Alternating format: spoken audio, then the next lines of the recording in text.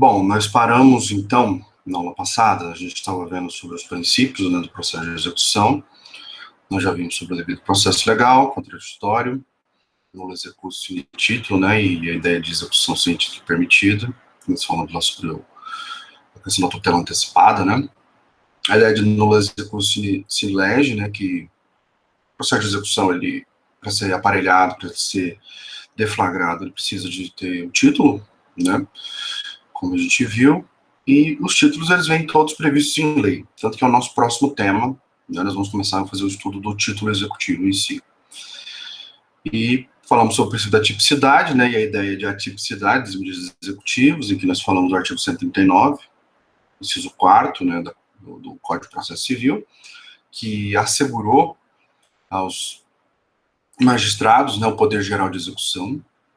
Falamos do princípio da disponibilidade da execução, que afirma a ideia de que a execução está ao dispor do credor, né, e se desenvolve em favor do credor, que é chamado de exequente, e nós trabalhamos com uma lógica aqui, de que na execução, os atos do exequente são tidos como legítimos, são presumidos como legítimos, porque justamente a execução está ao dispor dele, por justamente ele ser o titular do direito afirmado, que precisa ser concretizado, não é?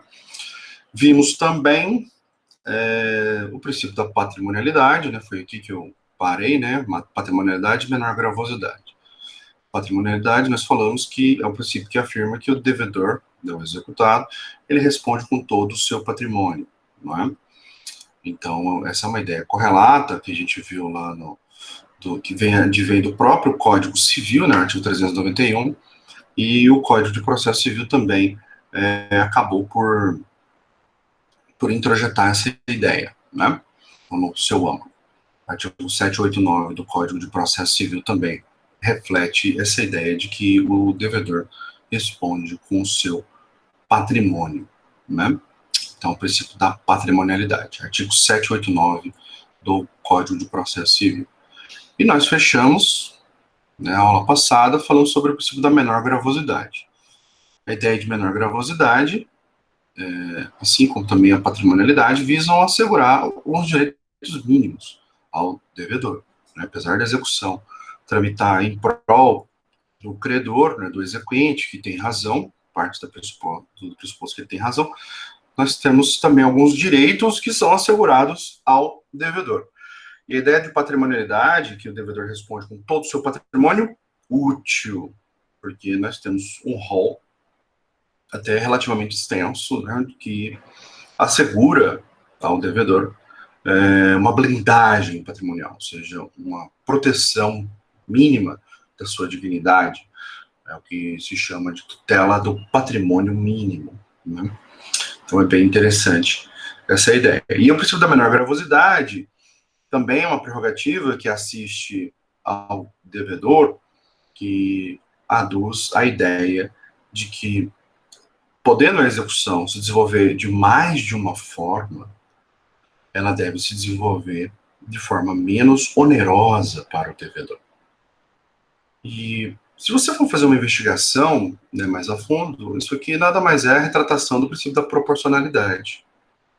Se for trabalhar o princípio da proporcionalidade do Robert Alexy, né, e ele fala que ele divide a proporcionalidade em três subdivisões, em três subprincípios. Proporcionalidade, ela você tem que averiguar a medida em si, se a medida é idônea, adequada para atingir os fins, né, ao qual ela se propõe. Então, a primeira análise você tem que averiguar se aquela medida que você está pedindo ou que o magistrado está determinando, se ela é idônea para atingir o fim buscado. Se não for, não é proporcional. Ultrapassou essa primeira análise, a medida é adequada, então nós temos que averiguar se ela é necessária. Garganta falha aqui. Se ela é imprescindível. E essa análise da imprescindibilidade visa coibir o excesso. Então, a menor gravosidade estaria inserida aí dentro. Então, quando se fala se uma medida é ou não é necessária, você tem que averiguar a ideia de menor gravosidade, né, lá na análise do princípio da proporcionalidade. Ou seja, se existem outras medidas para atingir o mesmo fim, que vão causar menos prejuízo. né? Menos danos, menor gravosidade, menor onerosidade. Então, é nessa perspectiva.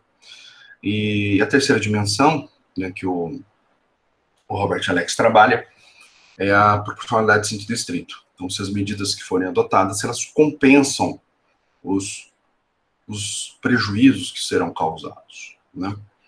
Enfim, então essa ideia de menor gravosidade também é como se fosse uma ideia de proporcionalidade, né? Só que os processualistas civis, eles não utilizam essa nomenclatura, tá? Então, mas, por exemplo, autores como Cássio Carpinella Bueno falam que a execução deve se desenvolver de forma equilibrada, né? Temos todo um aparato em favor do credor, mas nós temos também que ver o lado do devedor, né? E a ideia da menor gravosidade visa, né, propicia esse equilíbrio, tá? Pois bem, meus amigos, até disso também precisa ter um leque de bens, né, um rol de bens passível de serem penhorados, porque se ele tiver só um bem passível de ser penhorado, aí esse princípio não incide, né, porque é o único que tem disponível, então é ele próprio que vai responder. Bom, e ficou faltando a gente terminar a ideia de princípios, falar sobre o princípio da boa-fé. Boa-fé objetiva, né? Porque nós sabemos, então já adentrando no tema boa-fé, né, a ideia de boa-fé ela vem lá do direito privado, né, do direito civil em especial, foi edificada pela doutrina civilista alemã e afirma duas ideias. Quando se fala em boa-fé, você tem duas dimensões. Bom, a primeira dimensão, né, de boa-fé é a chamada boa-fé subjetiva, que é o estado de consciência, né, que a pessoa tem de estar agindo conforme o direito. Então, isso é muito falado, por exemplo, lá em direitos reais, né? Então, posse de boa-fé. Então, o possuidor ele desconhece eventuais vícios que existam naquele imóvel, né? Então, ele é chamado de possuidor de boa-fé, ou seja, ele está no estado de consciência de estar agindo conforme o direito, desconhecendo eventuais irregularidades. Então, nós temos essa noção de boa-fé subjetiva, como estado de consciência, que é própria do direito civil. Agora, a outra dimensão é a boa-fé objetiva. A boa-fé objetiva é a que norteia comportamentos. Então, sempre que você estiver diante de comportamento, você vai se focar, né, na ideia de boa-fé objetiva. Por quê? Porque a ideia da boa-fé objetiva, que é própria das relações contratuais, né, lembrando que é o Instituto de Direito Privado, boa-fé, ela afirma que as partes, quando elas forem nas suas tratativas negociais, que é correlato ao contrato, elas devem agir com lealdade, devem inspirar no outro a confiança. Então, essa ideia de boa-fé objetiva foi criada lá no direito privado, especificamente para o direito contratual, para impor às partes o dever de lealdade. Lealdade, que elas devem agir com lealdade, inspirar a confiança. Então, nas tratativas negociais prévias, na execução, na assinatura do contrato, na execução do mesmo, né? Então, responsabilidade pré, durante e pós-contratual. E o nosso Código Civil, né, de forma um pouco tardia, acabou introduzindo no seu âmago essa ideia de boa-fé objetiva apenas em 2002. Nesse código que vocês estão estudando, o Código Civil de 2002, que entrou em vigor em 2003. O Código de Defesa do Consumidor introjetou essa ideia de boa-fé objetiva mais cedo, em 1990. O Código de Defesa do Consumidor é de 1990. Então, uma lei mais antiga, né? 30 anos para 31 anos, né? E só que ali era restrito às relações consumeristas. E a ideia de boa-fé como sendo um princípio geral do direito privado só veio ser positivado no Código de 2002, em vários dispositivos, né? Então, nós temos o artigo 173, o 113, 186 e o 422 do Código Civil. voltado aos negócios jurídicos e aos contratos, né? Teoria dos negócios jurídicos, que é a parte da teoria geral, né, lá do direito civil, e os contratos em especial, que é a parte especial do Código Civil.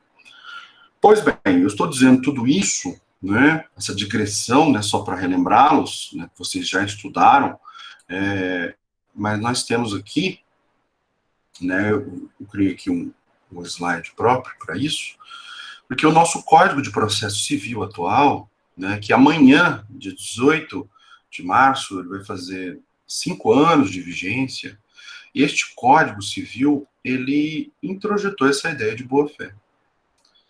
Ele disse aqui, né, no artigo 5º, né, então, que aquele que de qualquer forma participa do processo deve comportar-se de acordo com a boa-fé. Perceba que falou de comportamento. Ó, como eu tinha chamado a atenção de vocês. Então, todo aquele, né, faltou aqui tá implícito, né, com todo aquele que participa, né, da relação processual deve agir de conformidade com a boa-fé.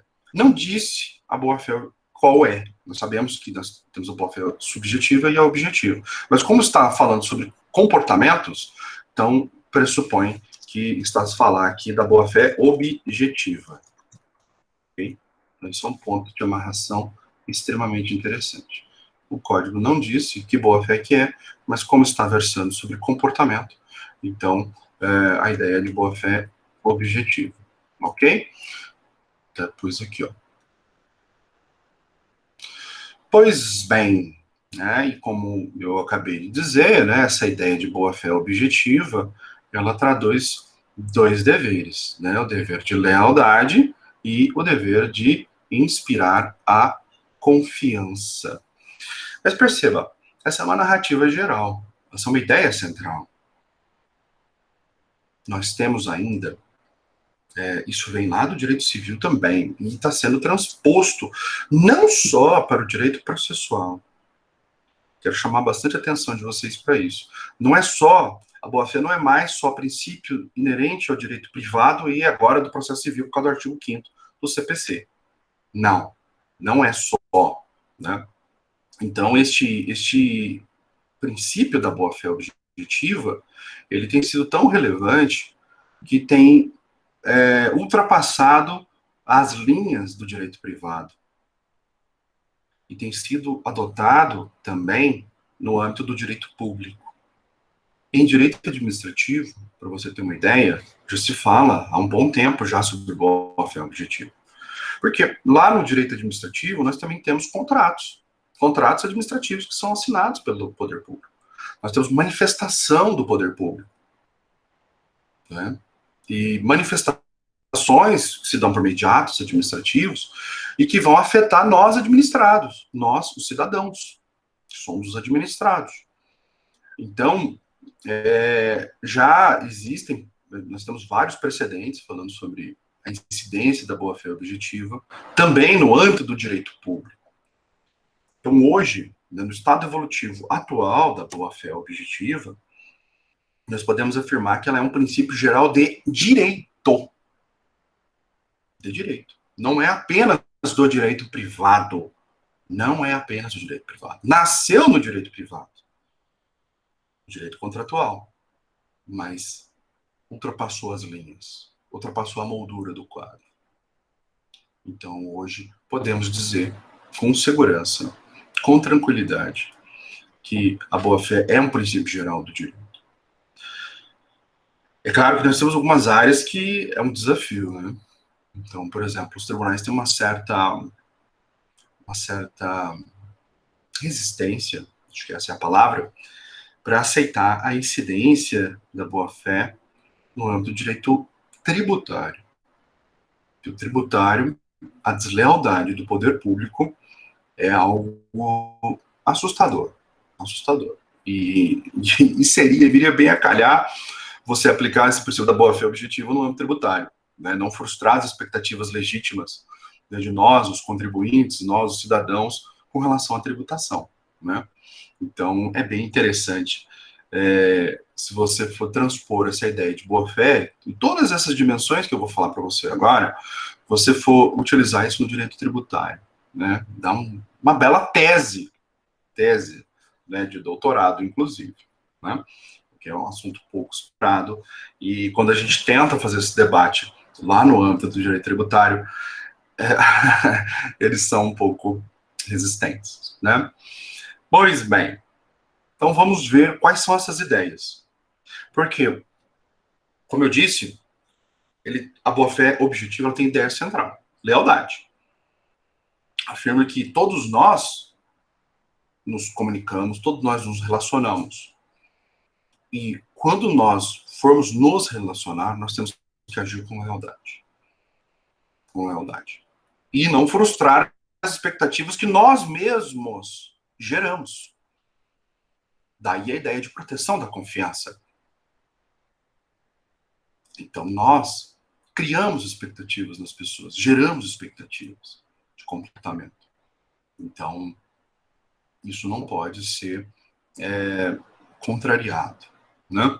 Então, vamos delimitar um pouco mais isso. Esses desdobramentos da boa-fé, né, essa ideia de lealdade e as suas correlações, a doutrina civilista, né, especialistas em direito privado chamam isso de deveres laterais ou deveres anexos. Eu coloquei aí no slide para vocês, né? Deixa eu marcar aqui. São deveres laterais ou deveres anexos, que nada mais são do que desdobramentos do princípio da boa-fé, né? Então, são consequências lógicas que ali advêm, tá?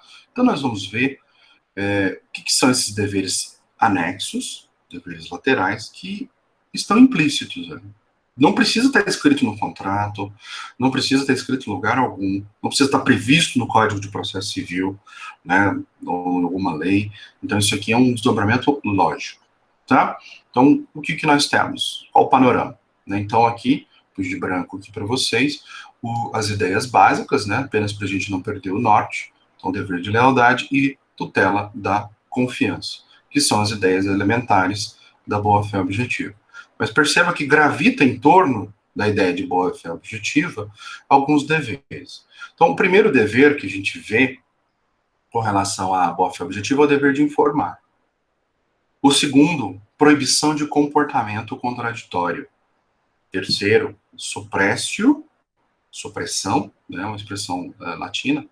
Suppressio significa supressão e surrexio significa surreição. O T em latim se pronuncia com som de C, tá? É escrito surrectio, eu não errei na hora de ler, mas você pronuncia o som de C, surrexio, tá?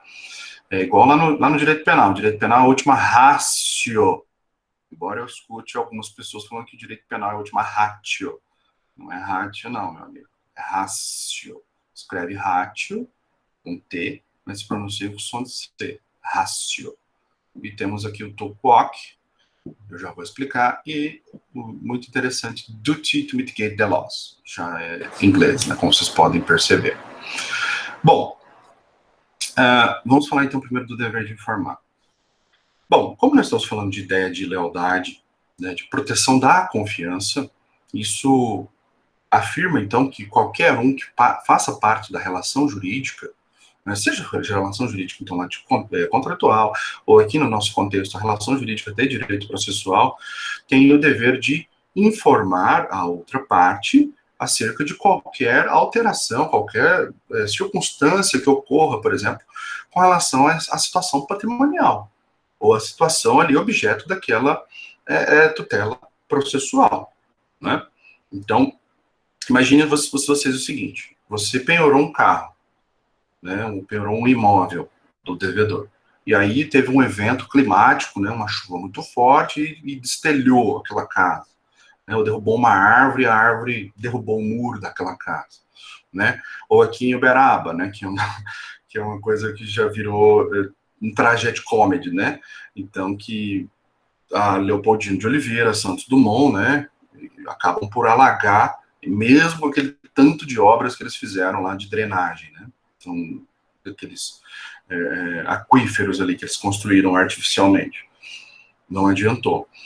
Então, imagine, você deixou, o seu carro está penhorado, mas você foi colocado como depositário. Você sendo colocado como depositário, você ainda pode utilizá-lo, né, desde que você tome os deveres de conservação, né?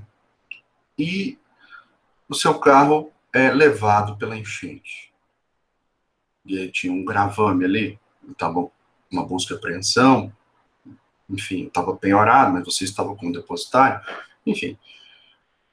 Aquele bem estava sob garantia do judiciário. Você tinha o dever de conservá-lo. E veio um evento, né, um fortuito, um imprevisível, né? Se bem que Uberaba, enchente, não dá para você falar que é imprevisível mais, né? Depois de tantas, né, que nós tivemos. Mas, enfim, não vou entrar nessa discussão. Se o fortuito, se o fortuito era previsível ou imprevisível. Pois bem,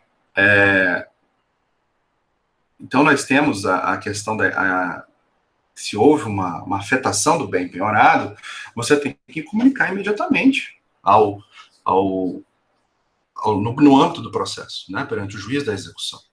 Então, isso é um dever de lealdade, é um correlato ligado ao dever de lealdade. Por exemplo, você está trabalhando numa administração pública, você é um procurador público, e você verifica lá que, olha, foi entrar com uma ação de obrigação de entrega de coisa, com relação ao medicamento, né, fornecimento contínuo de um medicamento, por exemplo, a esclerose múltipla, né, que é de uso contínuo. Imagina que tenha se esgotado, né, aquele junto ao laboratório.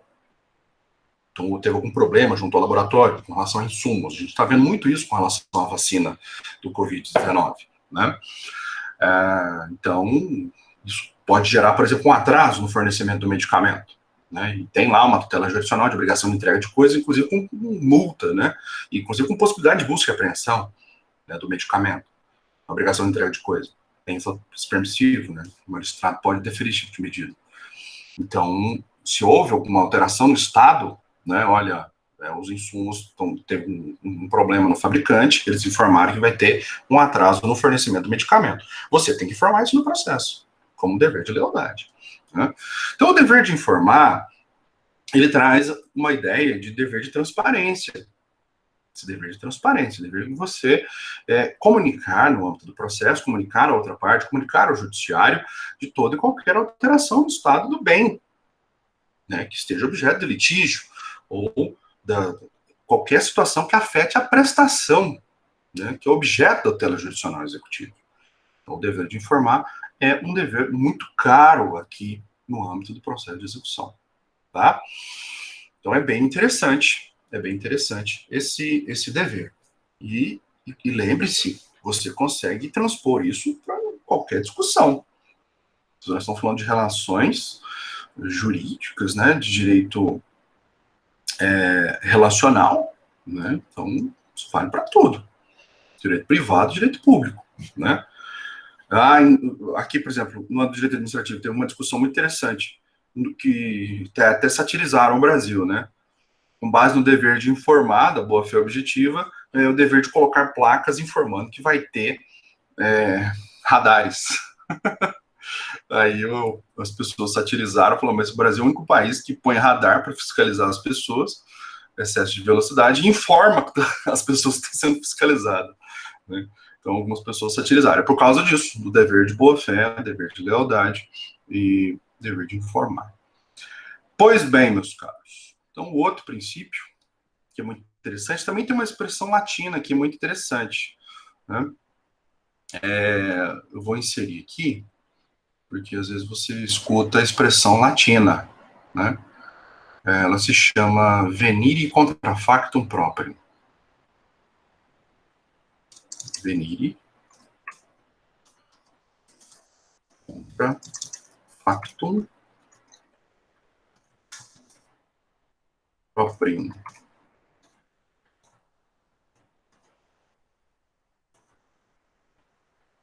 Venire contra factum proprium. É justamente a ideia aqui, ó, da proibição de comportamento contraditório, ou venire contra factum proprium, que é a ideia de proibição de comportamento contraditório, ou seja, você vai ter que analisar um ato anterior praticado pela parte e compará-lo, esse ato anterior, com o ato posterior.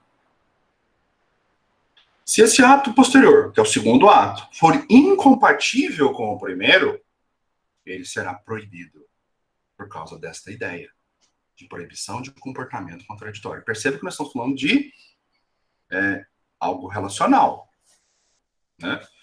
Então, relação jurídica em que nós estamos avaliando comportamentos. Essa é a questão.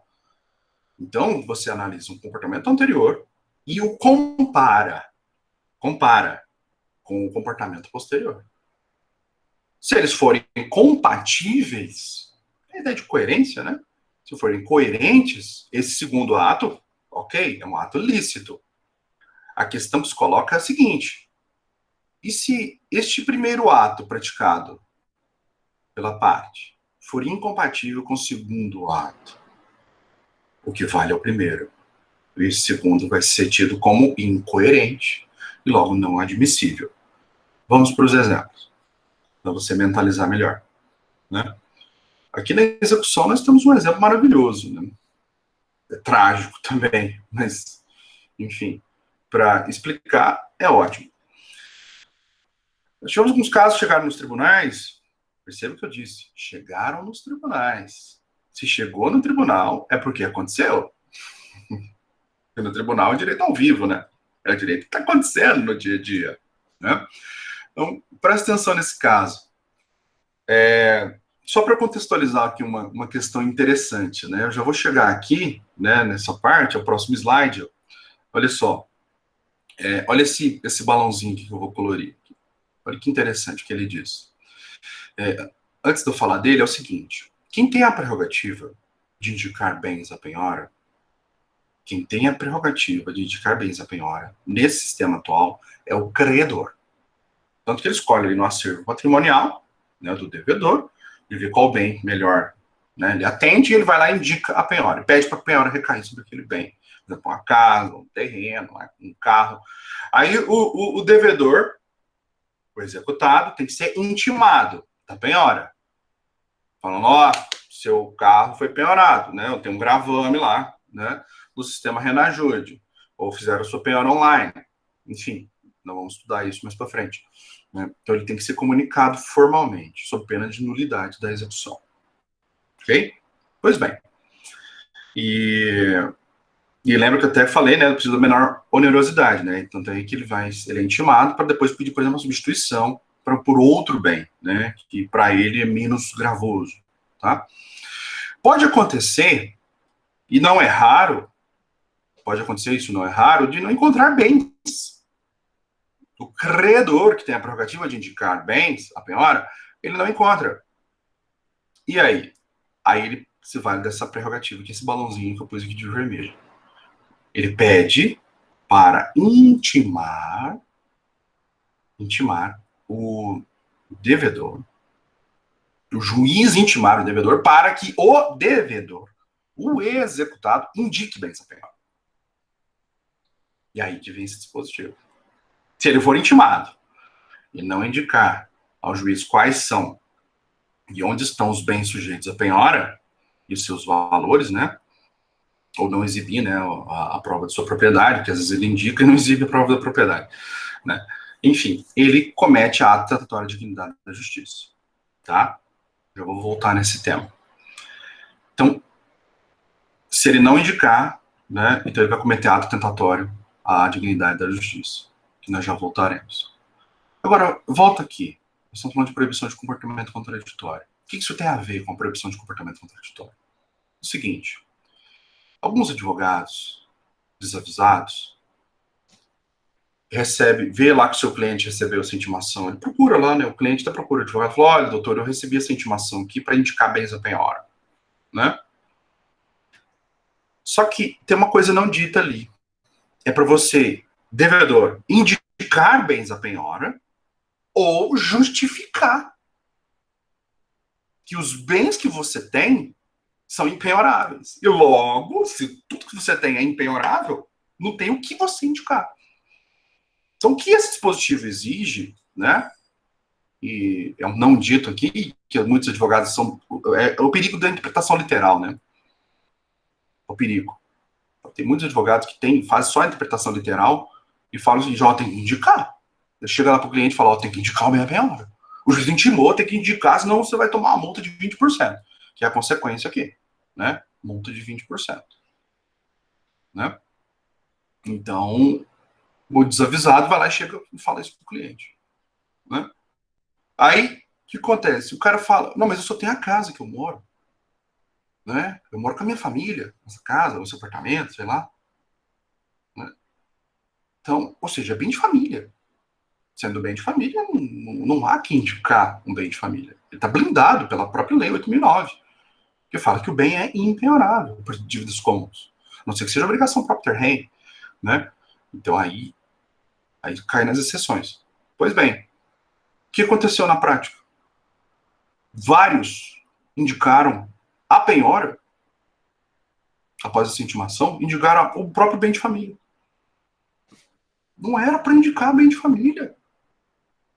Era para justificar. Era para falar o seguinte, excelência, olha, o que você, né, quando estiver advogando ou se estiver fazendo estágio, o que você tem que fazer? Né? Olha, justifica, presta contas. A ideia de accountability, transparência, dever de informar. Acabamos de falar. Né? O acervo patrimonial do devedor é este. Você diz, olha, ele tem uma casa, mas a casa é bem de família, é impenhorável. A família dele mora lá. Né? Se você quiser justificar um pouco melhor, né? Ele tem 2 filhos, né? Casado, vive em união estável, sei lá. Né? Entidade familiar que recebe proteção constitucional, inclusive. Daí isso falar a expressão bem de família. Então, e você fala, então, como este bem, o único bem no acervo patrimonial, ele é impenhorável, e os demais também estão acobertados pela impenhorabilidade, por causa do artigo 833 do Código de Processo Civil, deixa de indicar bens a penhora. Justifica para o juiz. É isso que ele quer. Porque o credor foi lá e tentou achar. Não achou. Não achou. Aí o devedor foi intimado. Para ele próprio, o devedor indicar. Aí que tá, você não é obrigado a indicar um bem a penhora. Se for bem penhorável. O bem de família, você não é obrigado a indicar ele a penhora. Os casos concretos que chegaram nos tribunais foram o seguinte, presta atenção. O cara indicou o bem de família a penhora, ato anterior. E depois, na hora que o bem foi expropriado, lá na fase de expropriação, ele pediu nulidade da execução. Porque o bem que está sendo expropriado é bem de família. Ato anterior, o devedor indicou o bem a penhora. Ato posterior, o devedor pediu nulidade da penhora. Comportamento contraditório. Então, esse segundo ato, que é pedir nulidade da penhora, esse segundo ato é inadmissível. O juiz tem que refutar, rechaçar isso. Pô, mas peraí. Você indicou bem a penhora. E agora você está pedindo nulidade da penhora? Isso é desleal. Conduta desleal. Olha aí a boa-fé. Tutela da lealdade. Nós vamos ver as repercussões jurídicas disso aqui. Primeiro eu estou no plano teórico. Então, venire contra factum próprio, né? Ou também conhecida lá nos portugueses, né? Os portugueses falam que é a teoria dos atos próprios. Então, afirma a ideia de que comportamentos contraditórios são proibidos. Proibidos. Então, você analisa um ato anterior e compara com o ato posterior. Né? Igual a gente falava lá em recursos, né? Não sei se vocês se recordam, quem faz acordo no processo quer extinguir o processo. Quem recorre quer prolongar a discussão, quer uma segunda opinião, quer uma nova opinião, um novo julgamento, né, do caso. Então, são atitudes incompatíveis. Então, se você fez um acordo no processo, você não pode recorrer. O segundo ato, recorrer, é incompatível. E logo é proibido. Então, para fechar esse tópico, A proibição de comportamento contraditório, então, exige das partes que elas sejam coerentes. Coerentes. Esse é o ponto. Tá? Verificar que o segundo ato é incoerente é inadmissível. Bom, mudando aqui então para suppressio e surrexio. Suppressio, supressão, surrexio, né?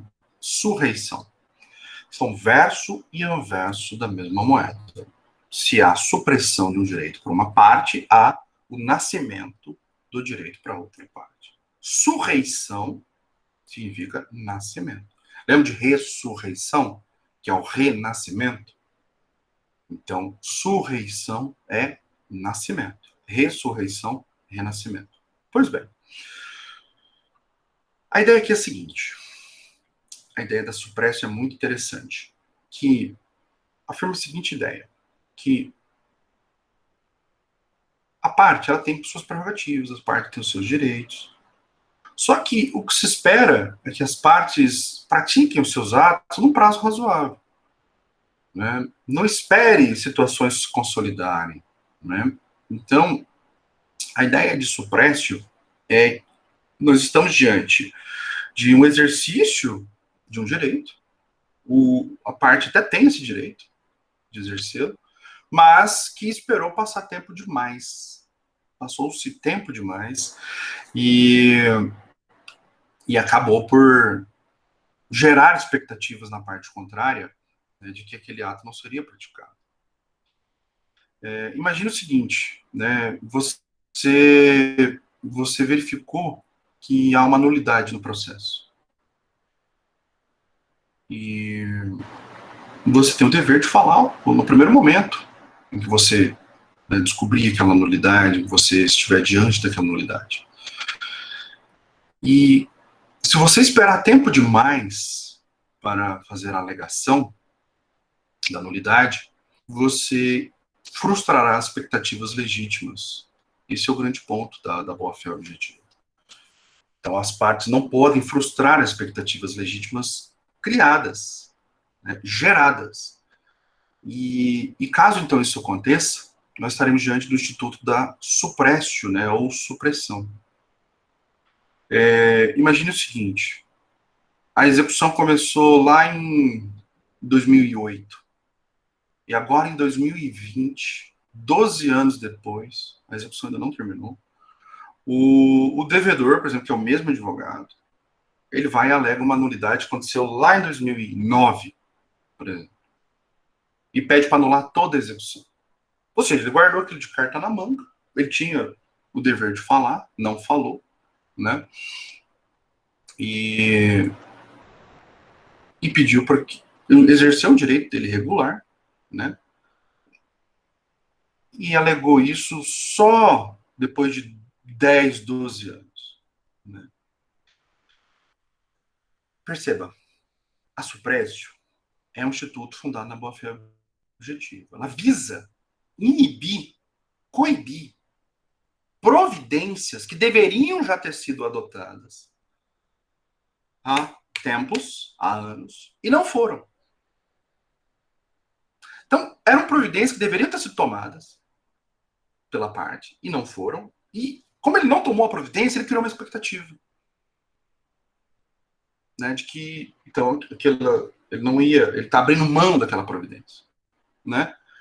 Então, o direito dele, apesar de ele ter o direito de alegar, acaba se tornando um direito inadmissível. Um exercício inadmissível, porque ele demorou tempo demais. Então, por quê? A boa-fé, ela protege o comportamento das partes, ela avalia o comportamento das partes. Então, neste caso, ela vai impedir que o titular de um direito haja se ele criou expectativa na parte contrária, no sentido inverso. Então, perceba, tem 10 anos que essa execução está tramitando. E ele não falou nada. Não falou nada.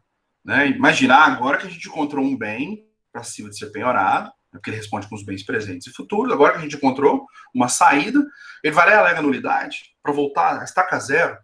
Né? Então, se torna um exercício inadmissível, né, de direito.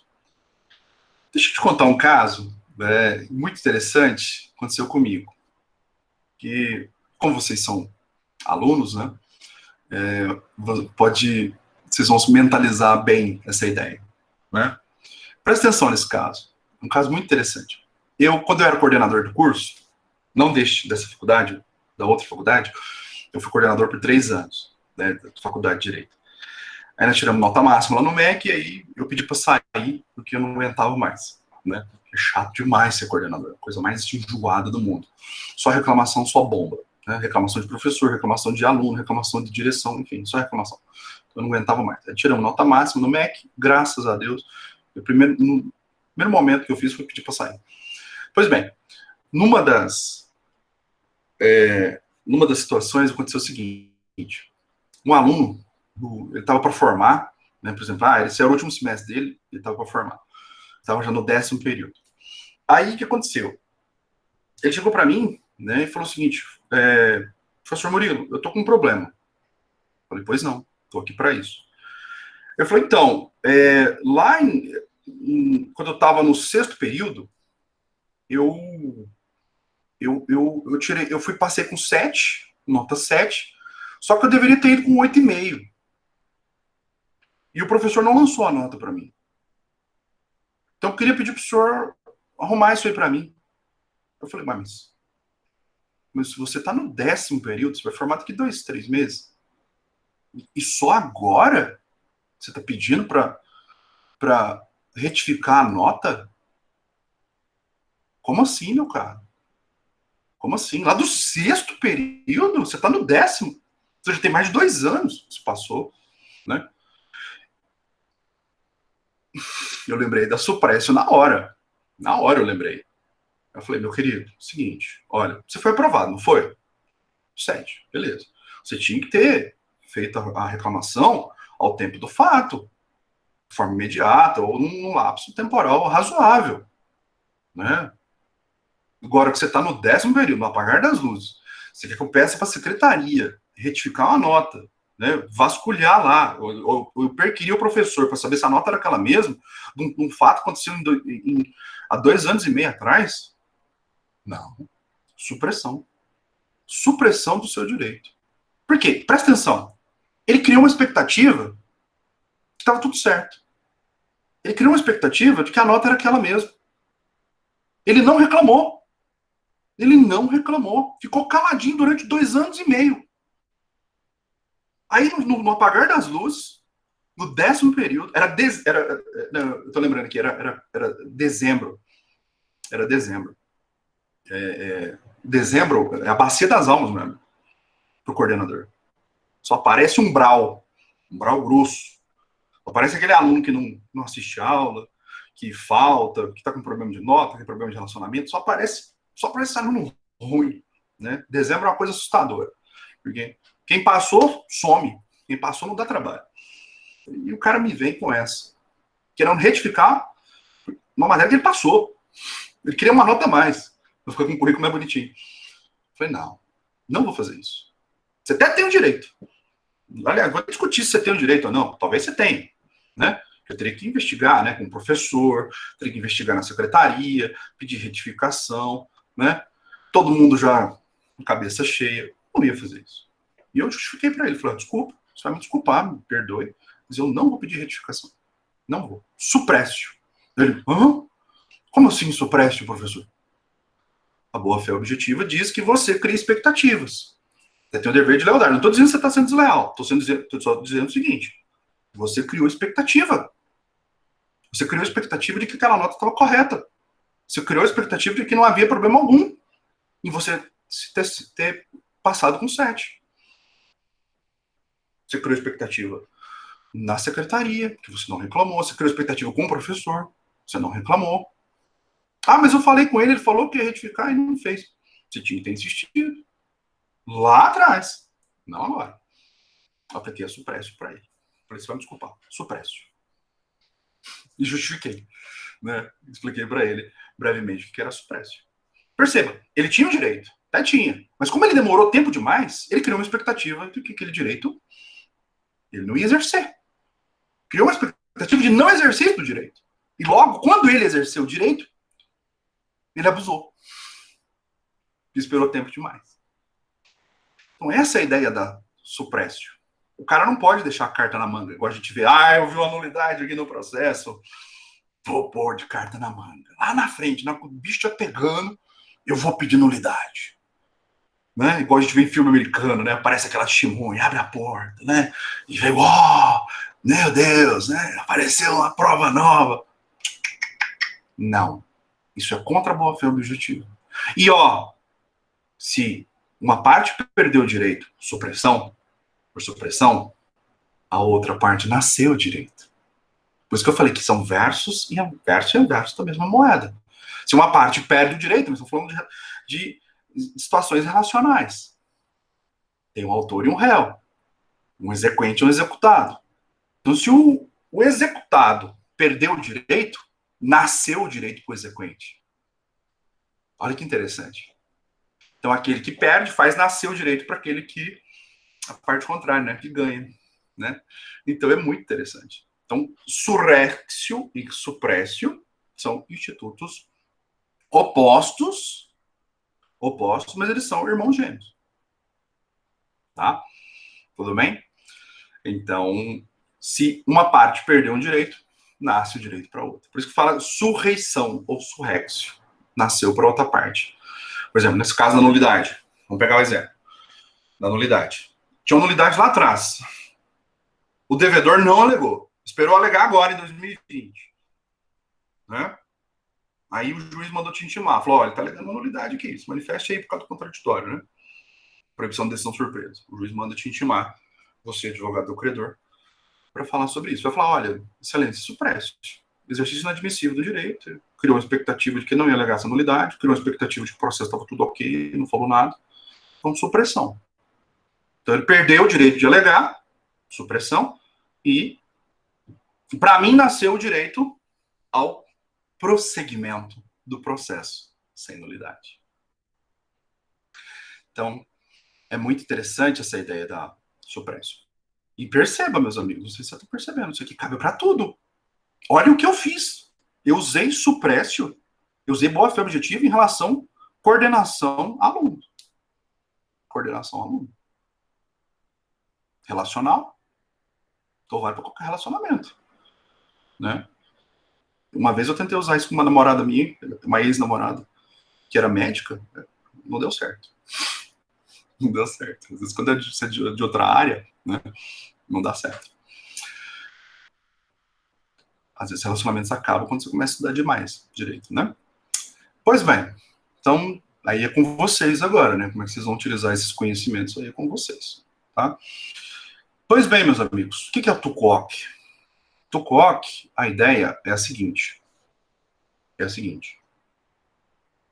Ninguém pode se beneficiar da própria má-fé.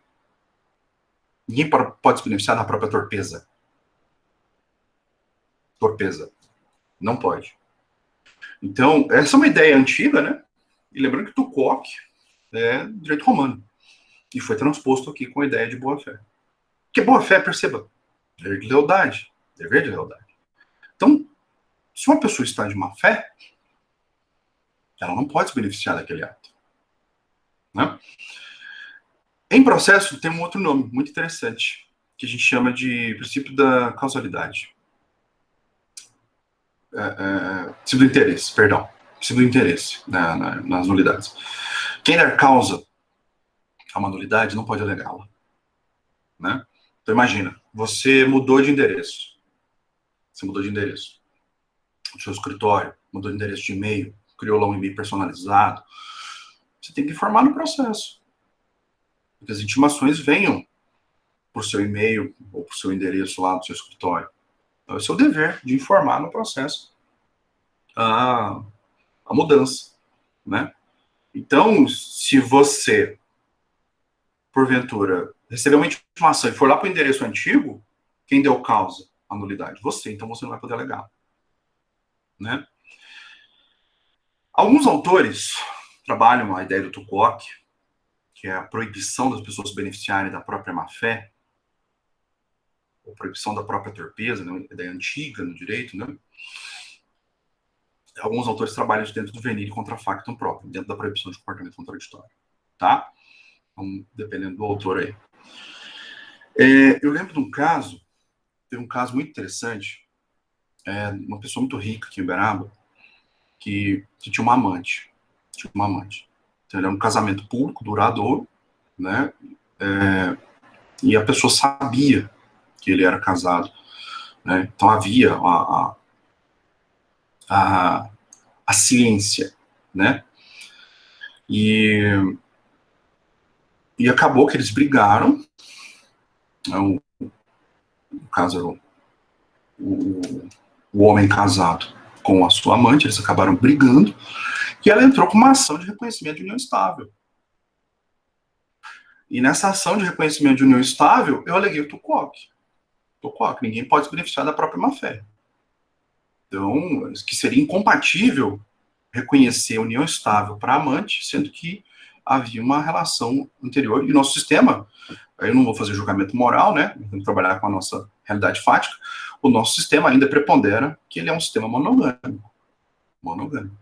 Né?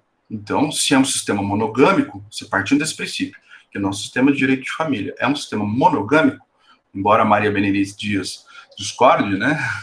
Então, que é outra doutrinadora famosa em direito de família, o que prepondera, então, é a monogamia. Então, se a monogamia é o que prepondera, então, se uma pessoa tem uma relação anterior de casamento com outra pessoa, a produção de relações jurídicas se dá entre os casados, né? E qualquer relação que seja fora do casamento seria um ilícito civil. Ilícito civil, né? E o ilícito civil, então, não pode produzir efeitos jurídicos em favor de quem o cometeu. Senão, acabaria quebrando essa base da boa-fé. Que ninguém pode se beneficiar da própria torpeza, ninguém pode se beneficiar do próprio ilícito. Eu usei essa técnica, tá? Achei bem interessante. Coube bem a calhar. Né? Depois a gente fez um acordo, né? Acabou fazendo um acordo, para não... Antes um mau acordo com uma boa demanda, né? Não tem esse ditado, né? Pois bem. E, por fim, né, a última repercussão é o duty to mitigate the loss. Bom, quando se fala em duty to mitigate the loss, o que significa isso? É o dever de mitigar as próprias perdas. A tradução literal é dever de mitigação das perdas. Deixa eu pôr aqui.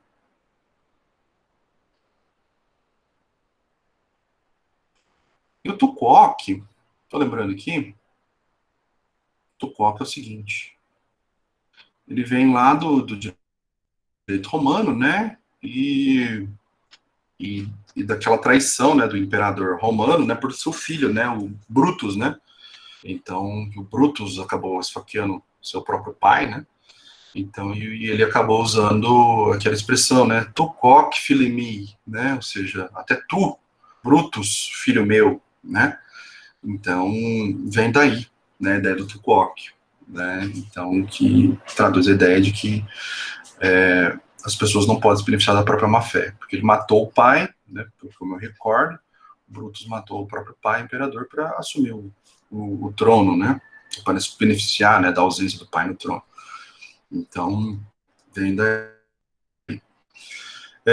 Então, duty to mitigate the loss é então, o dever de mitigação ou limitação, né, barra limitação das próprias perdas. Okay? Então, a gente extrai daqui essa ideia. E é uma decorrência, né, um desdobramento, né, da boa-fé objetiva. É bem interessante essa ideia. Né? Então, meus amigos, olha só, meus caros, é o seguinte, esse é um dever que é voltado para o credor. Os demais, né, que nós estamos comentando, imensa maioria dos casos, são voltados ao devedor. Este não. Duty to mitigate the loss, dever de mitigação, né, das próprias perdas, então, é um correlato, né, o dever de boa-fé, que impõe, então, ao credor que ele limite ou mitigue suas próprias perdas. Então ele tem que comportar, né, como qualquer pessoa, né, não é só o devedor, o credor também tem que se comportar conforme a lealdade, inspirar a confiança. Né? Então ele também não pode frustrar as expectativas legítimas da parte adversa. Né? Então, e com relação aos deveres anexos, então nós temos o dever de mitigação das próprias perdas. Porque não é raro a hipótese, né, que o credor ele demore para proceder a uma cobrança de uma dívida, esperando que essa mesma dívida atinja um valor alto, para só então cobrar. Né? Então, a gente vê muito isso com relação às instituições financeiras, que ali é juros sobre juros. Você pega juros do cartão de crédito, juros do cheque especial, os juros são altíssimos. Né? Então, imagine, você está devendo para um banco, para uma com relação à dívida de cartão de crédito, você pagou ali o mínimo, né, um valor que não foi o valor total, começa a existir de juros sobre juros, né?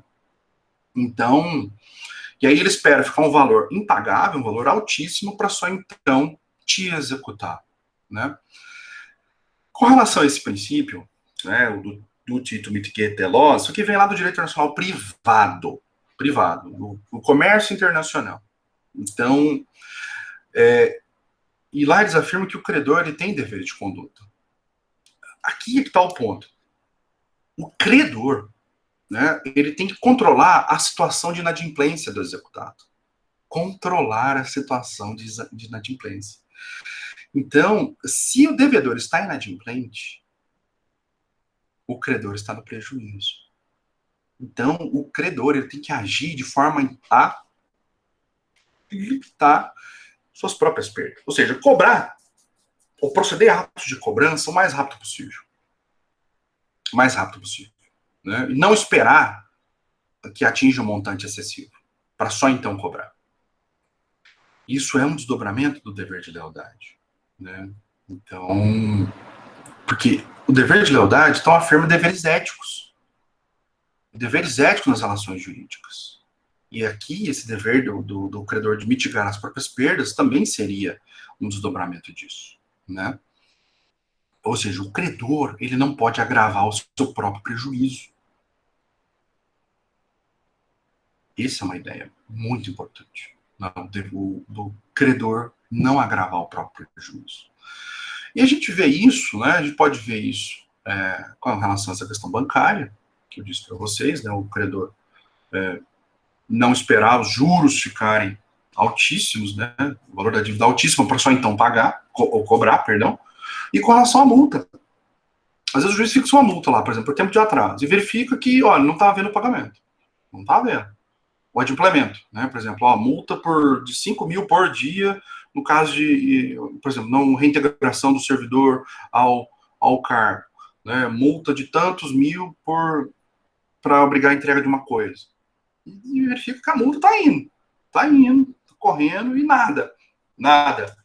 Então, o credor ele tem que tomar providência. Olha, excelência, a multa não está surtindo efeito, então nós temos que adotar uma outra medida, né, mais gravosa. Por exemplo, crie uma medida executiva mais restritiva, né, de modo a fazer com que impere o adimplemento aqui.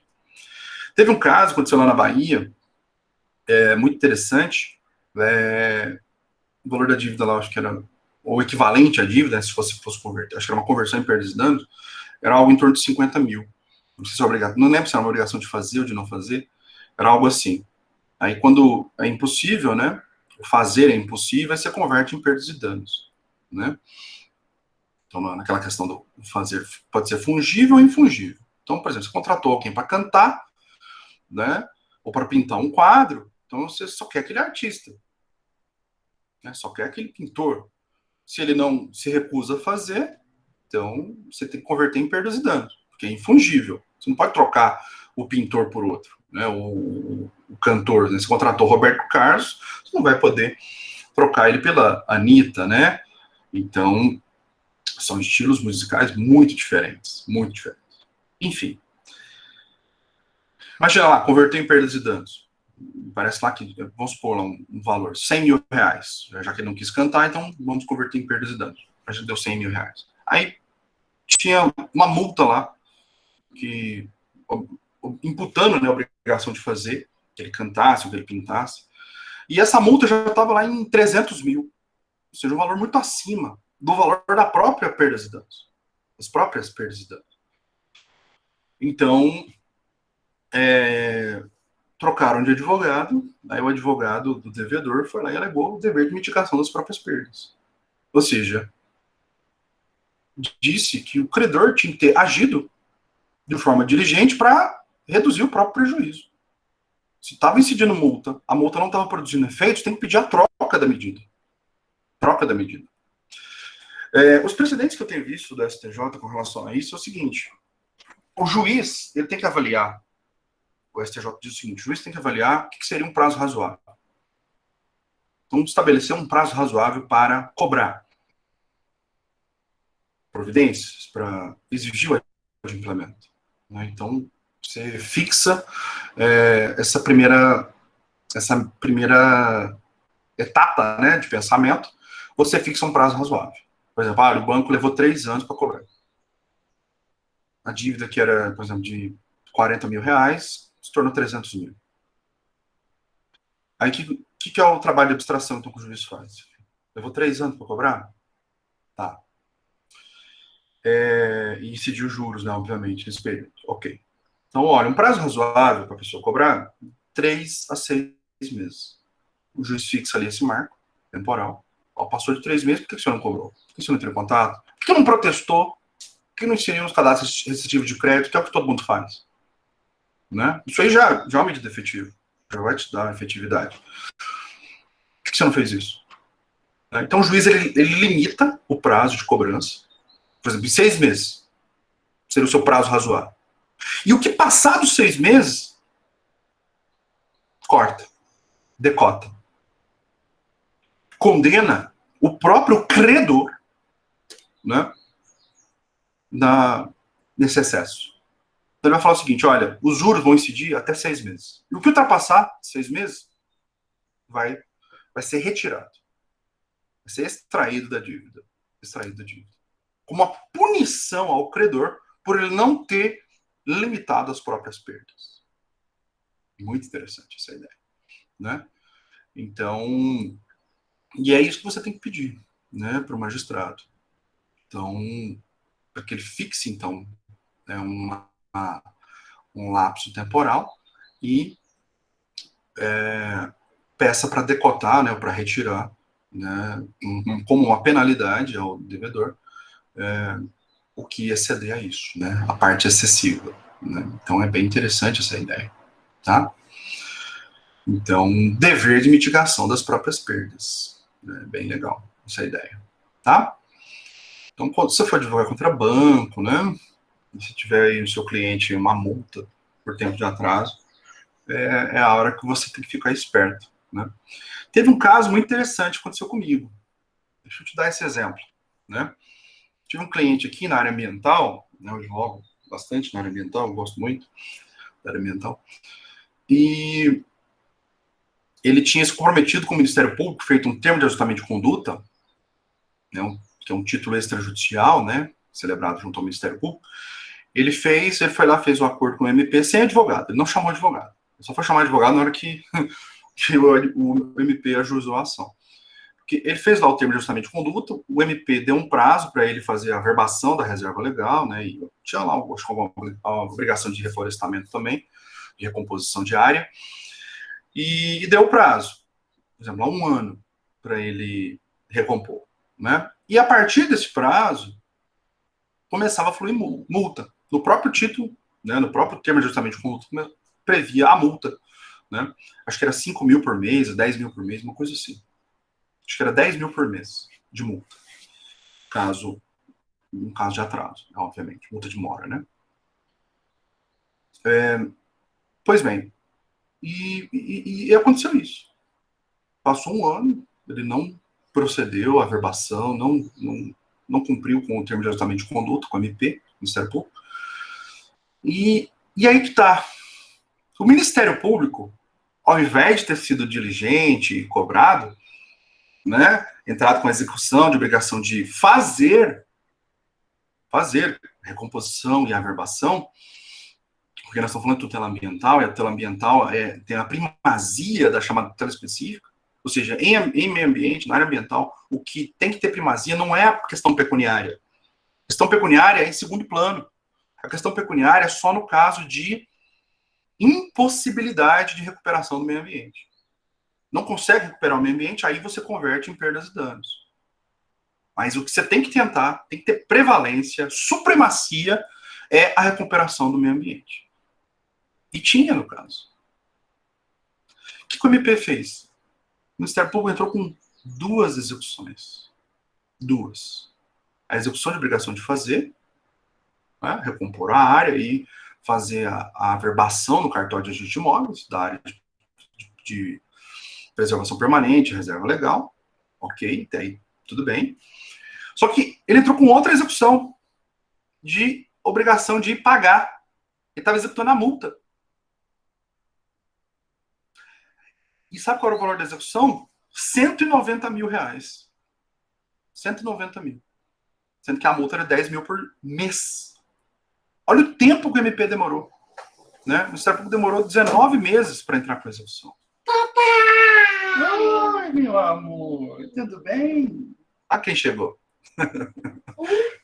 Tudo bom? Acordou. Desculpem. Só um minutinho, já volto.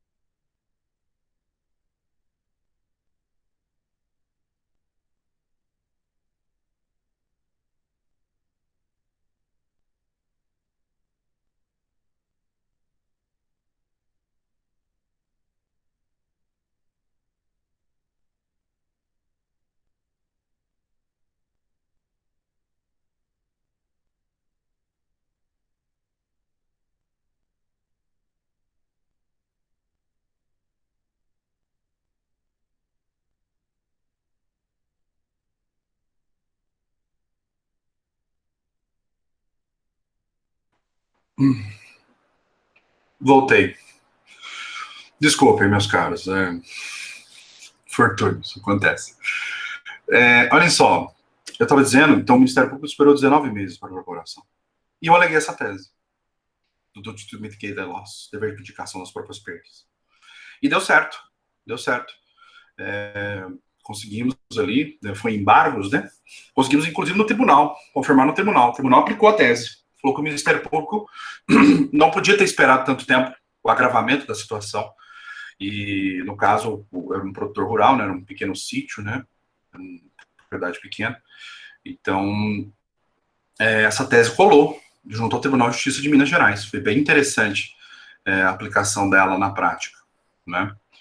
Eu achei bem legal o tribunal ter aplicado ela.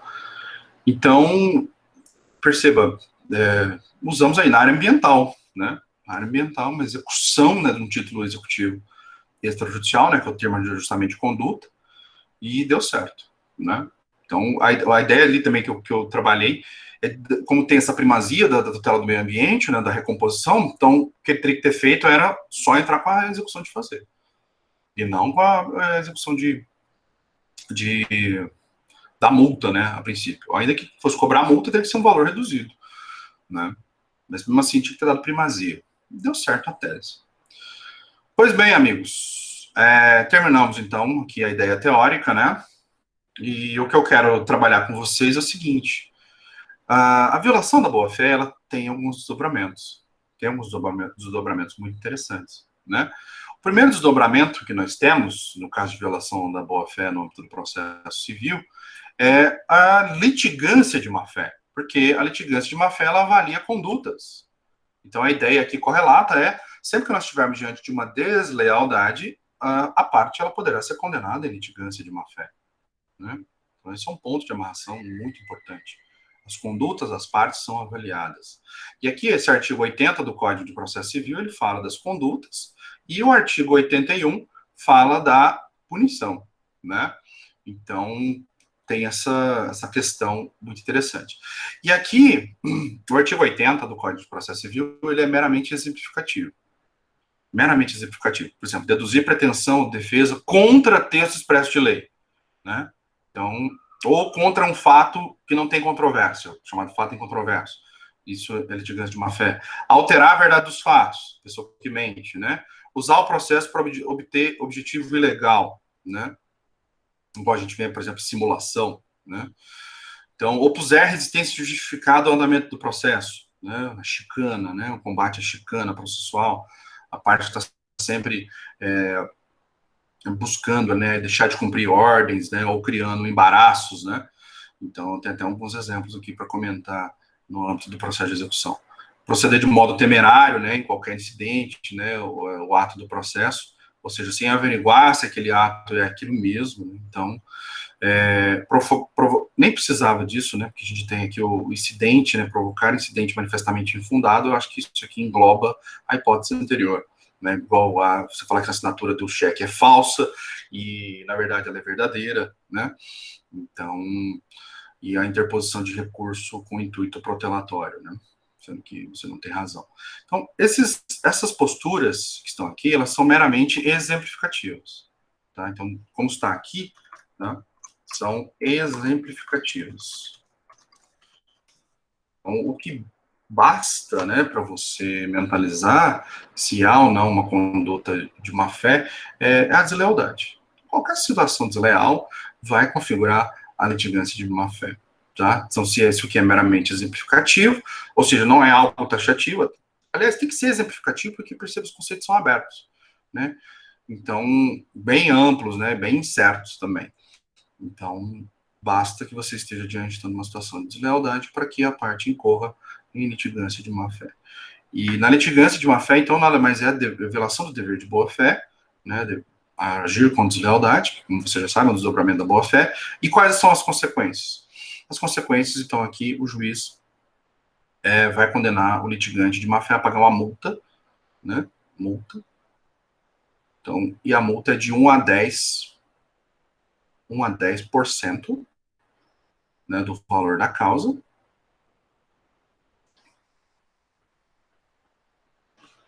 Vai, o que aconteceu aqui?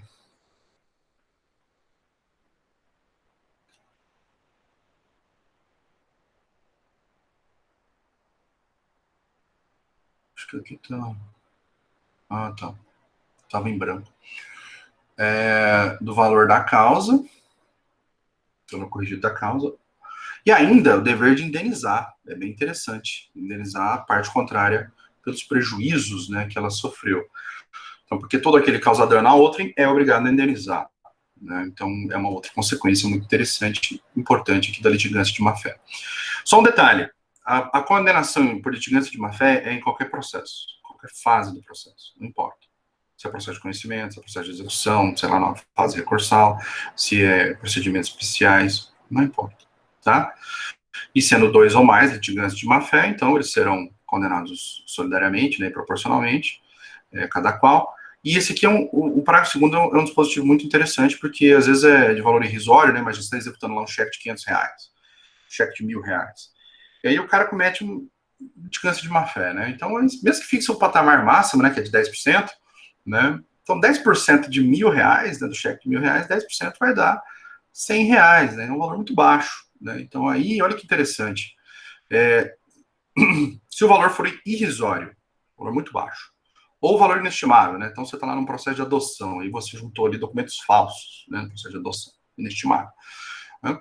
Então, aí a multa ela vai ser fixada em salários mínimos. Então, de 1 a 10, não é o valor da causa mais. Aí, 1 a 10, salários mínimos. Então, é muito interessante essa ideia, né? Então, para valores irrisórios, valores muito baixos, ou processo com valor da causa inestimável, né? Você só colocou o valor da causa ali para efeito meramente fiscal, então a multa vai ser, no caso de litigante de má-fé, valor de 1 a 10 salários mínimos, tá? E essa indenização, né? Então, a parte vai ser condenada também a indenizar a parte contrária pelos prejuízos. Esse valor da indenização, então, é fixado pelo juiz, o juiz arbitra, faz um arbitramento.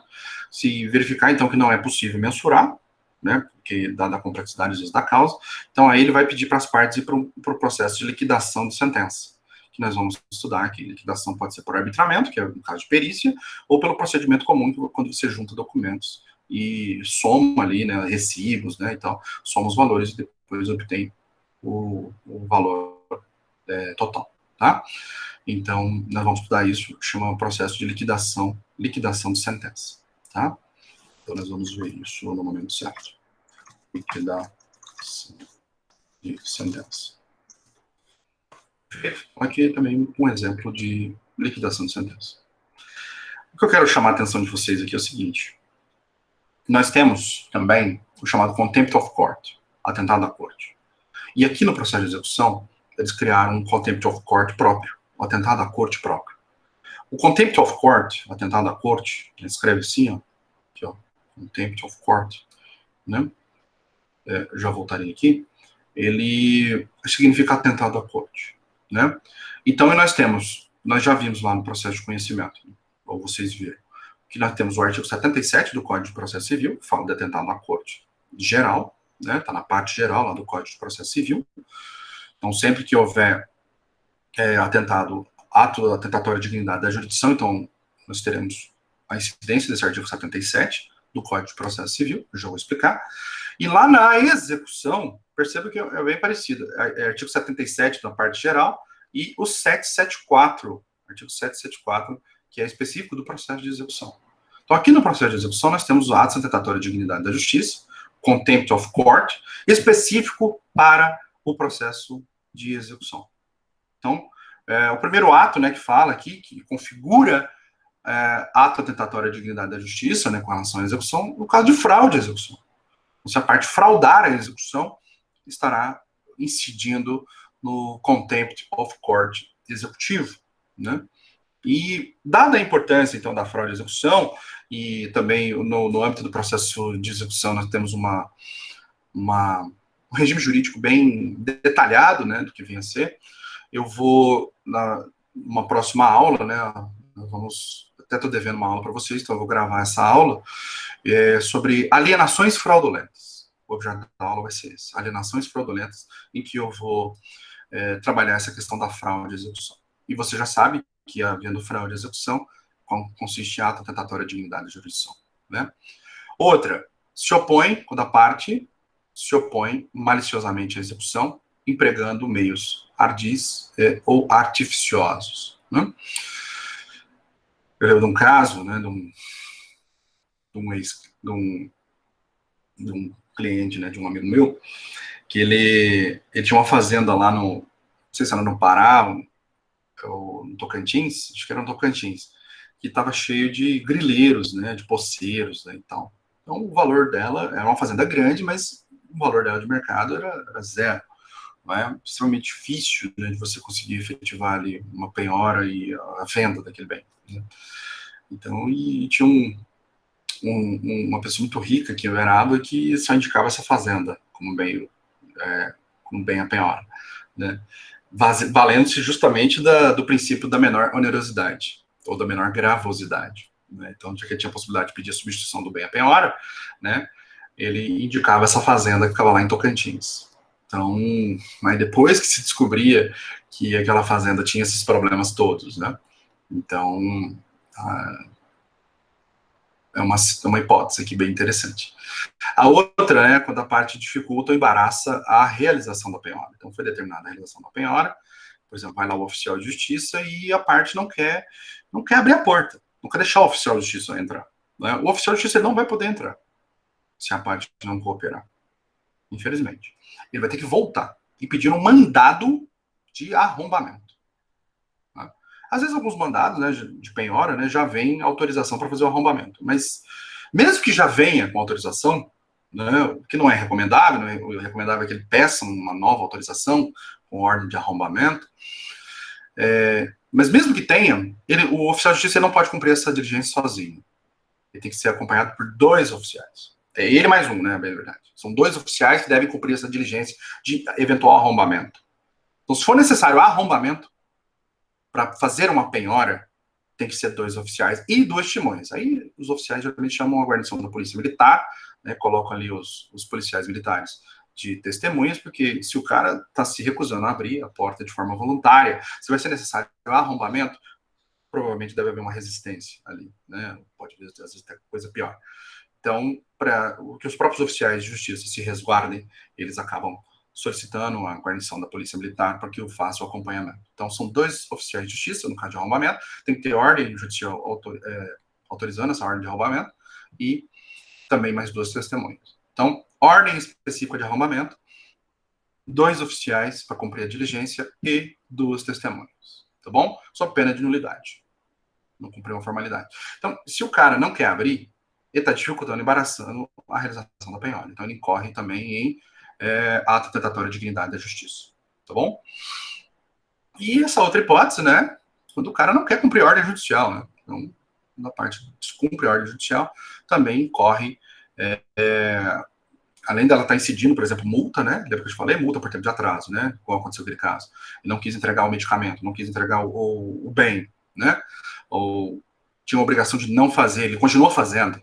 Então, além de ele sofrer a multa por tempo de atraso, multa por descumprimento de ordem judicial, ele também vai sofrer uma punição aqui por ato atentatório à dignidade da jurisdição. Ok? Então, porque quem resiste injustificadamente às ordens judiciais incorre em ato atentatório à dignidade da jurisdição. E a outra hipótese, que eu já expliquei para vocês, quando a parte for devidamente intimada, não presta contas ao judiciário. Intimado para indicar bens à penhora, não faz. Né? Essa é a grande questão. Ele não é obrigado a indicar o bem de família, o bem penhorável. Mas o que ele tem aqui, esse balãozinho de vermelho que eu coloquei para você, ele tem o dever de informar, ele tem o dever de justificar perante o juiz a situação patrimonial dele. Essa é a grande questão, né, meus amigos?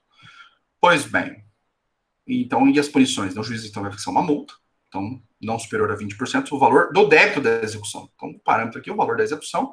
Então, a multa vai ser de 1 a 20% conforme a gravidade. Conforme a gravidade, né? Claro que o juiz tem que fundamentar a aplicação dessa multa. Lá na litigância de má-fé, a gente sugere o seguinte, se a penalidade é leve, é de 1 a 3% a multa. 1 a 3% para penalidades leves. Se for mediana, de 4 a 7%. 4 a 7% de multa. E se for grave, 8% a 10%, que é o máximo. Como aqui estou falando de 20%, é só você dobrar. Então, de 1 a 3% para multas, para penalidades leves, então aqui você dobra. Né? De 1 a 6%. Eu falei medianas, de 4 a 7%. Então, aqui, como é 20% parâmetro, você dobra. Então, 4 vira 8, né? A 7, 14. Então, de 8 a 14% de multa para condutas medianas. E para situações graves, como, por exemplo, a fraude à execução, né? Ou a segunda hipótese, né? A utilização de meios ardis ou artificiosos. Então, são situações graves. Então, aí, de 15% de multa a 20% de multa, conforme a gravidade. Tá? Então, é bem interessante. E essa multa aqui, essa dos atos atentatórios de dignidade da justiça do 774, essa aqui, essa multa é do exequente. Isso é muito importante, porque nós vamos falar da outra modalidade, que é a multa do Estado. Vai ser exigido no próprio processo. E aí que está o ponto. Presta atenção nesse último balãozinho aqui.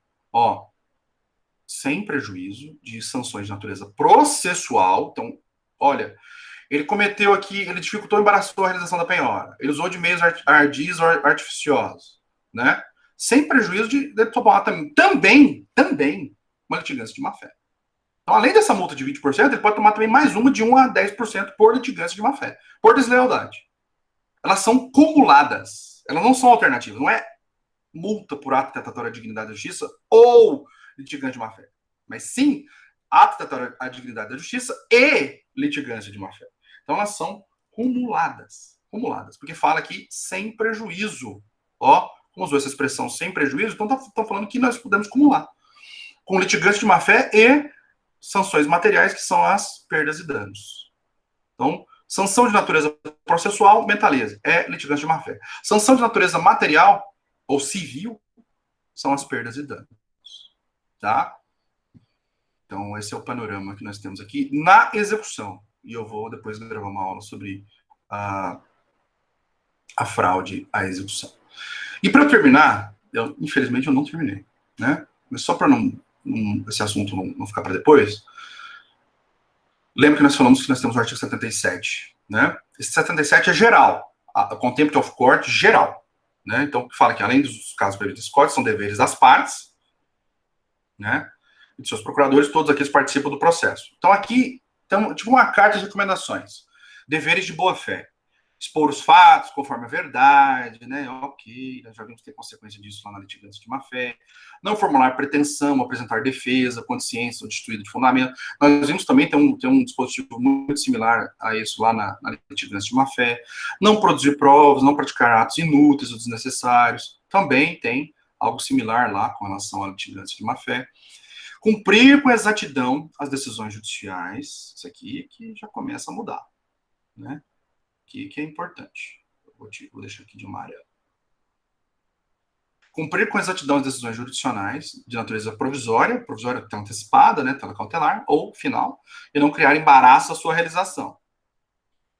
Declinar, no primeiro momento que eles couber falar nos autos, o endereço residencial, né, tá falamos ali, né, se você tem o dever de informar no processo, você mudou de endereço, mudou de e-mail, então tá aqui dentro dos deveres, ok, né, isso tá nos deveres gerais. E aqui, ó, isso aqui é muito importante. Os que eu tô pondo de azul são os mais importantes. E você já vai entender por quê. Não praticar inovação ilegal no estado de fato de bem ou do direito litigioso. O que significa isso? Olha, por exemplo, o Ministério Público entrou com uma ação civil pública ambiental, a obrigação de não fazer, de você não jogar dejetos no rio, não poluir o rio, não construir, né, não reformar o imóvel. Então, se você alterar o bem, o estado do bem litigioso, ou do direito, né, ele correlato, você estará incorrendo em ato atentatório à dignidade da jurisdição, o contempt of court, né? Então, é isso que está dito aqui, né? Então, eu citei esse exemplo da área ambiental porque eu tenho um caso concreto que aconteceu isso. O cara estava de boa fé, né? Chegou lá um fiscal lá não sei se foi não lembro se foi um policial militar ambiental ou se foi alguém do Instituto Estadual de Florestas, né? Eu lembro que chegou lá para ele e falou o seguinte: olha, daqui para cá você não pode mexer, mas daqui para cá você tá ok, pode reformar, pode fazer o que você quiser, né? Então ele só falou da área ambiental que deveria ser protegida, né? E demarcou, ele falou: olha, daqui para cá tá tudo bem, né? E ele foi lá e mexeu mesmo, mexeu na propriedade. Aí depois que informaram lá o Ministério Público pediu para aplicar multa. Aí que eu fui ficar sabendo, falei: que é isso? O que aconteceu, né? Aí o meu cliente, eu liguei para ele, falei: o que está acontecendo? O que aconteceu? Você falando que você mexeu no imóvel? O que você fez? Ele falou: eu veio aqui um fiscal, né? Falou que eu podia mexer, eu mexi. Né? Ou seja, ele estava de boa fé subjetiva. Então, mas o que aconteceu? Ele praticou uma inovação ilegal no estado do bem, né? Ele até poderia mexer, desde que tivesse autorização judicial, teria que ter pedido autorização judicial, né? Enfim, era uma pessoa de pouco estudo, né? Não sabia. Estava de boa fé, e veio uma autoridade pública lá e falou que podia, então ele foi lá e fez. Esse assunto está lá no tribunal, nós estamos brigando no TRF, da primeira região. Né? A juíza aqui nos multou o nosso cliente, né? E a gente acabou recorrendo, né? Alegando essa questão. Mas enfim, vamos ver o que depois eu conto para vocês. Por que eu marquei aquela ali de azul? Eu marquei de azul aqui, né? Percebam, descumprir a ordem judicial e não praticar inovação no estado do bem litigioso ou do direito litigioso. Vou só terminar de explicar isso e já libero vocês. Por que eu marquei isso? Né? Porque somente essas duas hipóteses, essas aqui, é que são puníveis. Puníveis. Vamos ver aqui. Né? Vamos ver. Ó, olha o que diz. Nas hipóteses do inciso 4 e 6, que é justamente essa que eu pus aqui de azul, já deixei aqui traduzido, o juiz, então, tem que advertir. Isso aqui foi um dos objetos do agravo. Né? O agravo, ele está falando que tem que ter advertência. Advertência primeiro. Então, não pode chegar aplicando multa. Né? Ok. Então, advertirá as partes que a conduta pode ser punida como atentatório à dignidade da justiça, ok? E a violação, ó, aí que está o ponto. A violação, então, desses deveres, né, de cumprir ordem judicial e não inovar, constitui ato atentatório à dignidade da justiça. O contempt of court que eu estou falando para vocês, certo? Devendo o juiz, aí que está o ponto, ó, sem prejuízo das sanções. Então, independentemente, né, do contempt of court, ele também poderá sofrer sanção criminal, sanção civil e processual. Sanção criminal é o crime de desobediência. Ele vai responder pelo crime de desobediência. Sanção civil, perdas e danos. Todo aquele que causar dano a outro é obrigado a indenizar. E processual, você já sabe, litigância de má-fé. Então, sem prejuízo da litigância de má-fé, sem prejuízo de perdas e danos, sem prejuízo de também tomar um crime de desobediência, o juiz também vai aplicar ao responsável multa, ó, de 1 a 20% do valor da causa. 1 a 20% do valor da causa. Então, perceba, o cara agir com deslealdade custa caro. Vai custar muito caro para ele, né? Então, por isso que eu falei aqui, ó, que os patamares, né, de acordo com a gravidade da conduta, né? Meus amigos, olha só. Por que eu falei também desse artigo 77? Sabe por quê? Murilo, mas não tem lá um específico lá do processo de execução, que é o 774? Um contempt of court do processo de execução? Por que você está falando, então, do contempt of court geral, que é lá da parte geral, que vai para qualquer processo? Sendo que tem um específico do processo de execução. Sabe por quê? Porque o STJ falou que, na execução, aplica os dois contempt of court. Os dois. Aplica esse específico, 774, e o artigo 77. Então, o cara aqui, por exemplo, que ele descumpre, eu acho que é um bis in idem. Aqui, ó, ele está descumprindo a ordem judicial, ok. Ele também, aqui tem, ó, resiste injustificadamente às ordens judiciais. Então tem também um dispositivo falando a mesma coisa. Aí o cara vai tomar duas multas de 1 a 20%, conforme a gravidade, vai ser multado duas vezes. O STJ fala que eles são cumulativos. Cumulativos. Eu discordo. Eu acho isso absurdo. Eu acho que é um bis in idem, né? Essa hipótese aqui específica eu não poderia incidir, porque já tem a previsão lá, né? Aqui, cumprir a exatidão das ordens judiciais. Então, eu pus aqui um panorama para a gente fechar, de fato, né? Então, ó, o panorama, contempt of court. Eu mando isso aqui depois para vocês, o atentado à corte, né? Então, o contempt of court, então, está no 77, que é na parte geral do CPC, descumprir ordem judicial ou alterar o estado do bem litigioso. Então, o que nós temos de penalidade aqui? Então, nós temos de penalidade, multa de 1 a 20% do valor da causa. Aí que está o ponto. Essa do 77 vai para o Estado, se for na Justiça Estadual, ou vai para a União, se for para a Justiça Federal. É por isso também que o STJ falou que decide as duas multas. Porque aquela outra multa, essa multa aqui do 774, ela vai para o exequente. Coloquei aqui para vocês, ó. Ela vai para o exequente, né? Então, ela reverte para o exequente. Essa do 77, ela é revertida para o Estado, tá? Para o Estado. Então, é um dos motivos que o STJ falou que incide as duas. Mas, enfim. Então, sem prejuízo também do crime, então ele vai sofrer uma multa como penalidade, sem prejuízo também do crime de desobediência, lá no artigo 330 do Código Penal, que é a sanção penal, sem prejuízo também da litigância de má-fé, que é a multa, né, que a gente acabou de ver, está lá no artigo 80 e 81, e essa multa também vai para a parte contrária, ok? Vai para a parte contrária, essa multa.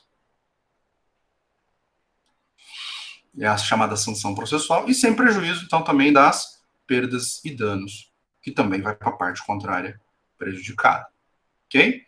E nós temos o contempt of court, que eu chamei de executivo, que é aquele que nós analisamos, que é o 774. Então, todas as condutas ali previstas, praticadas pelo executado, vai ensejar, então, a multa, né, de até 20% do valor da execução. E essa multa vai para o exequente. E o que eu disse aqui, o STJ entende que essas multas são cumulativas. Olha só, que beleza, né? São cumulativas. Até porque uma vai para o exequente, essa multa, e a outra vai para o executado, tá bom? Então, são cumulativos. Beleza, meus amigos? Em cima da hora. Então, por hoje era só isso. Muito obrigado a vocês pelo dia de hoje. Professor, Pois não. você podia enviar esses slides para a gente. Manda agora. Vou salvar e já envio. Tá Tá bom? bom, então. Obrigada. Eu te Até agradeço. sexta-feira. Até sexta-feira. Obrigado, gente. Fiquem com Deus.